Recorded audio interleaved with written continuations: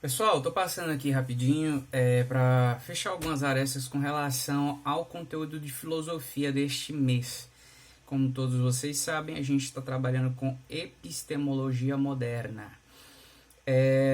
Você já pega um caderno aí, pega um lápis ou uma caneta e começa a anotar o que eu vou falar nessa aula aqui, porque é de suma importância que você tenha essas coisas anotadas, senão você vai se perder na hora de compreender o desenrolar do conteúdo. Primeiro, o que você precisa saber? Você precisa saber que o período moderno, a Idade Moderna, ela se inicia logo após a Idade Medieval. Professor, onde que começa a Idade Moderna? Entenda, a Idade Média ela vai do século V ao XV. Século V ao XV. Tradicionalmente, aquela linha da história que a gente já discutiu em sala. O que vai acontecer durante todo esse período medieval? Como vocês sabem, o conhecimento ele vai ficar girando em torno da Igreja Católica durante todo o período medieval. Dentro da Igreja Católica, os teólogos e filósofos eles vão trabalhar com conhecimento, e o conhecimento que vai ser trabalhado no âmbito da Igreja Católica será um conhecimento que vai tentar unir a fé e a razão. Vocês sabem que, conforme a gente discutiu em aulas anteriores, fé e razão elas não são conteúdos que andavam um do lado do outro desde o surgimento, o nascimento da filosofia lá atrás. Houve um distanciamento da razão com relação à religião, à fé. Quando Tales de Mileto faz as perguntas, né, à realidade, para saber de que forma que surgem, né, os fenômenos da natureza, ali o que ele está propondo? Uma separação entre o mito e a razão. Então, o que Tales de Mileto queria lá na antiguidade? Ele queria uma explicação racional da realidade. Quando você chega no período medieval, a fé, ou melhor, o mito, que tinha se distanciado da razão, né? A razão começou a se desenvolver por meio da filosofia e das ciências de uma maneira geral. Então, dá uma distanciada com relação à fé. Quando chega no período medieval, principalmente os filósofos cristãos, tá? Os filósofos cristãos, primeiramente lá com Santo Agostinho e também os filósofos da patrística, eles vão começar a fazer um retorno, é como se fosse um retorno, uma união entre a fé e a razão mais uma vez. Então o conteúdo da filosofia, o conteúdo do conhecimento, durante todo o período medieval, ele foi calcado nessa tentativa de conciliação entre os conteúdos da fé, da religião, e os conteúdos da razão, provindos da filosofia. Entendam bem, o conteúdo da fé é trabalhado por uma ciência chamada de teologia. Teo, Deus, logos, conhecimento, né? O estudo, né? O estudo de Deus, sobre Deus. E filosofia é a ciência que estuda o conhecimento, por aí vai, né? Então, prestem bem atenção. Durante todo o período medieval é trabalhado o conhecimento dessa forma. Só que quando chega no período moderno, né? Quando inicia-se o período moderno, há uma nova separação entre as ideias da fé e as ideias da razão. Sempre pense, as ideias da razão elas estão caminhando junto com a filosofia. O que vai haver? Esses filósofos do período moderno, eles estão propondo um retorno à antiguidade. Se durante o período medieval houve uma união entre os conteúdos da fé e da razão, E o conhecimento, a compreensão da realidade, ela era dada pela teologia. O que os filósofos modernos estão propondo é um retorno, é como se fosse um renascimento dos conhecimentos que eram produzidos e a especulação da realidade por meio do próprio homem. Entendem? Então, o que esses filósofos de verdade eles estão buscando? Eles estão buscando compreender a realidade através da razão, se distanciando mais uma vez da religião. Então, ali no período moderno, o que vai acontecer?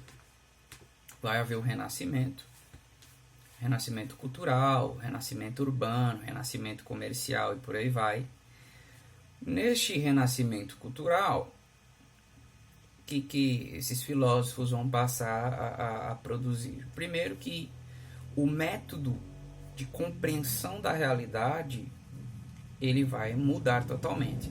Se durante o período medieval e também na antiguidade a filosofia ela partia puramente da razão para pensar a realidade, esses filósofos modernos, através da ciência moderna e dos seus instrumentos, o que eles vão fazer? Eles vão pegar instrumentos para poder, como se fosse um instrumento científico, para poder ler a realidade.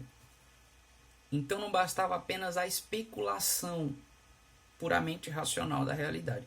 Precisava-se de um instrumento que pudesse dar certeza, objetividade de que aquilo era exatamente aquilo. Por exemplo, com Galileu Galilei, ele reintroduz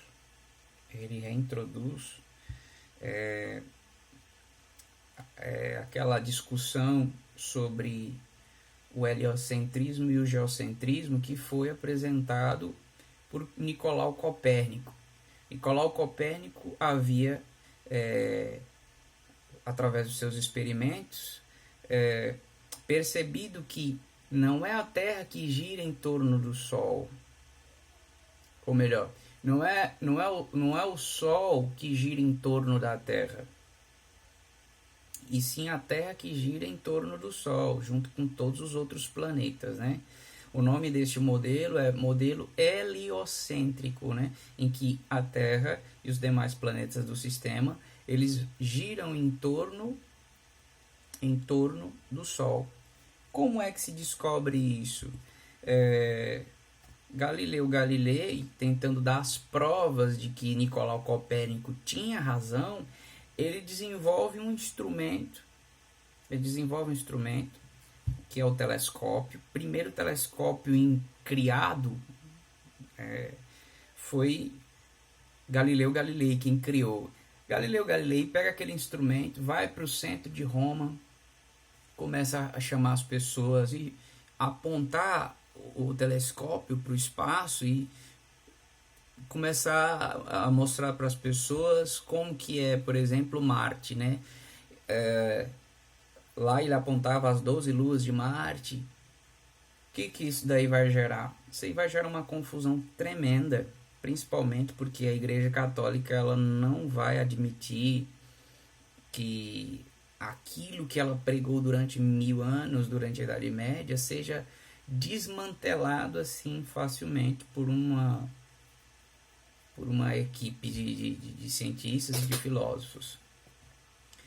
Logo que vem, né, a Reforma Protestante, vai vir também a Contra-Reforma. E no âmbito da Contra-Reforma, que é essa reação da Igreja Católica contra a Reforma, tinha a Inquisição. O que é a Inquisição? Todo aquele que contrapôs-se os dogmas pregados pela Igreja Católica teria que passar pelo tribunal da Santa Inquisição, ser julgado e, se condenado, como foi o caso de Giordano Bruno, que também era um defensor do heliocentrismo, ia parar na fogueira.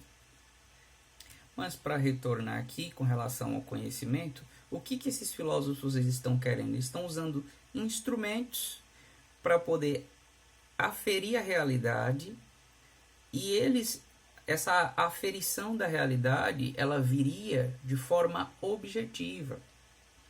Se antes existia a possibilidade de uma subjetividade, que subjetividade seria essa? Cada filósofo ia propor uma discussão acerca da realidade. Período moderno, que eles querem é objetividade. Ó, isso é isso e acabou. Isso é isso. Então, eles criam vários métodos. Esses métodos, eles são métodos experimentais, que você lê a realidade através de um instrumento, de um experimento, e o resultado que é obtido disso daí é que é levado a cabo, e não mais uma pura especulação, não puro raciocínio, não pura atividade racional, compreende? Então, o que esses caras eles estão propondo, na verdade, é uma objetividade com relação ao conhecimento. O conhecimento ele toma outros contornos a partir da Idade Moderna, principalmente quando é introduzido os métodos, porque é o método instrumental, o método experimental que vai determinar agora, por exemplo, o que é o conhecimento a partir da Idade Moderna. É importante dizer que vários filósofos foram importantes para essa época, como é o caso do próprio Galileu Galilei, que eu acabei de falar, como é o caso de Isaac Newton, como é o caso de Francis Bacon, como é o caso de René Descartes. Todos esses caras, eles introduzem métodos de aferição da realidade que trarão uma certa objetividade para o conhecimento. Beleza?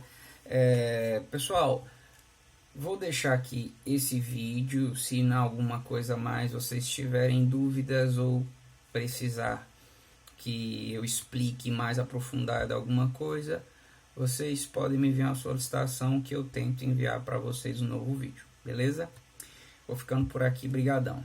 Tchau, tchau.